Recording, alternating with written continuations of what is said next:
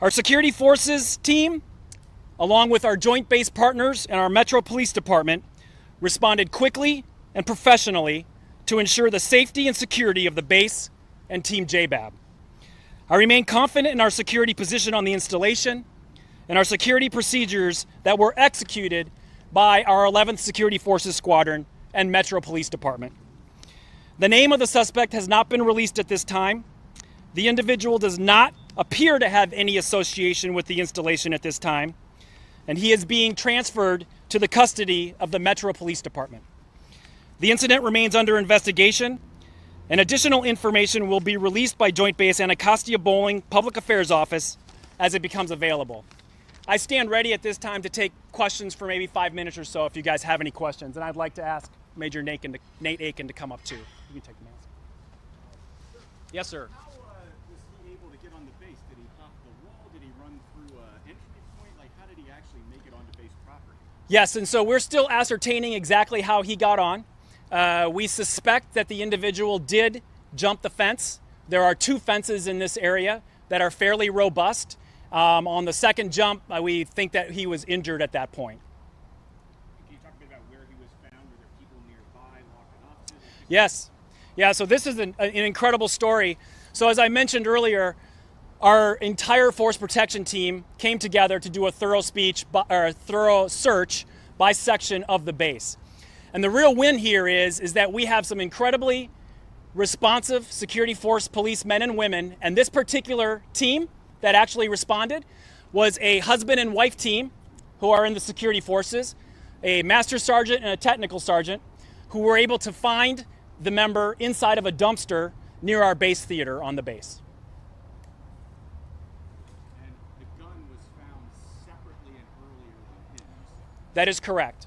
The weapon was found near a different facility on the base, and so we turned that over to the Metro Police Department, and they are using that gun, and they're going to put it as part of the investigation. Can you put this in numbers when it comes to the response here? I mean, how many, between all the different agencies that were helping here, how many people have searching for this man? Would you like to answer that? Sure. Just a guess and a wag, I'd say we probably had to close to 75 to 80 law enforcement members, combined team across all of the different joint partners who took part in the search on base. When these sort of things happen, how do you guys investigate it? Is it a joint thing with DC Police, your own investigation? Yes, it is an absolute joint effort. Joint Base Anacostia-Bolling is blessed to have very, very strong relationships with all of those force protection agencies we have on base, and in particular with Commander John Branch, who's over in District 7 of the Metropolitan Police Department. We exercise and train on a regular basis with them, so we are prepared to address any of these threats that may come to the base.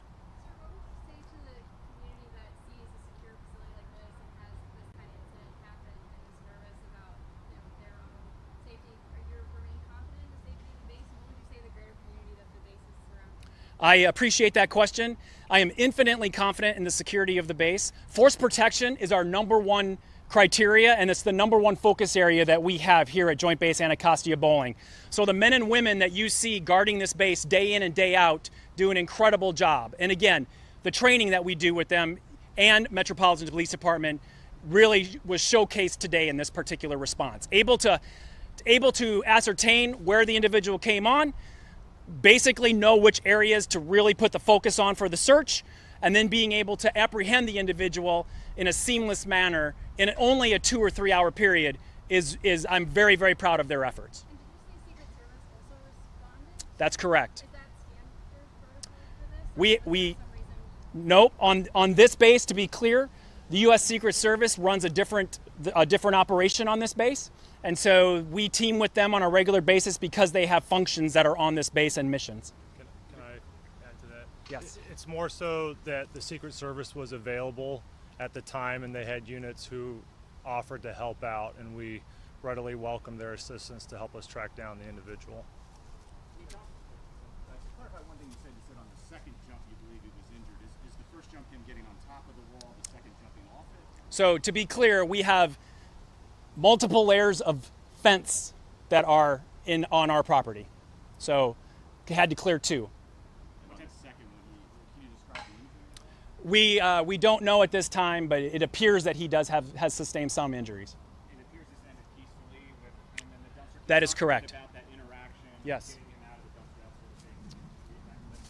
Yeah, so the team that apprehended the individual, they positively identified him. They challenged him. He was compliant with it. He did not put up any resistance.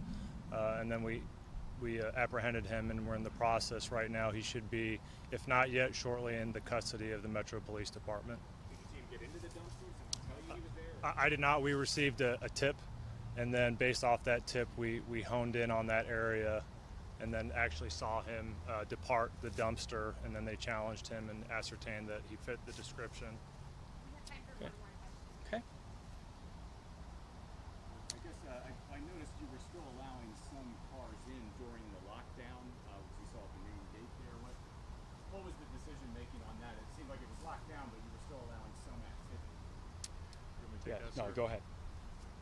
So we were still allowing people on. Part of that is we anticipated having responding agencies coming on, and if we completely lock down, you create somewhat of a traffic lockdown. We were doing, I wouldn't say thorough searches, but we were positively IDing everyone who was coming on to base, so only people who are authorized were still coming on, and it was a way for us to help facilitate any additional outside agencies that we might need to come and help us for this type of operation. You found that you were checking cars going out too, right? Absolutely. Yes, and that's part of protocol. And any follow-up questions, folks, you can provide to my team in my office. Any questions that weren't answered here. I would like to say we are grateful for this partnership that we have across the base, and grateful the partnership that we have with Mayor Bowser and with the Metropolitan Police Department. We definitely team together, and in an event like today, it was showcased how quickly that we can address any kind of a security situation here at Joint Base Anacostia-Bolling. Yes, thank you. Yes. Colonel Michael Zuhlsdorf, Michael, last name Zuhlsdorf.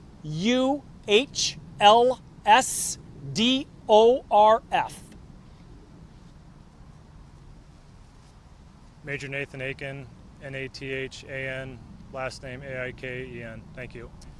Thank you all for reporting, and thanks for what you guys do each and every day. God bless each and every one of you, and God bless America.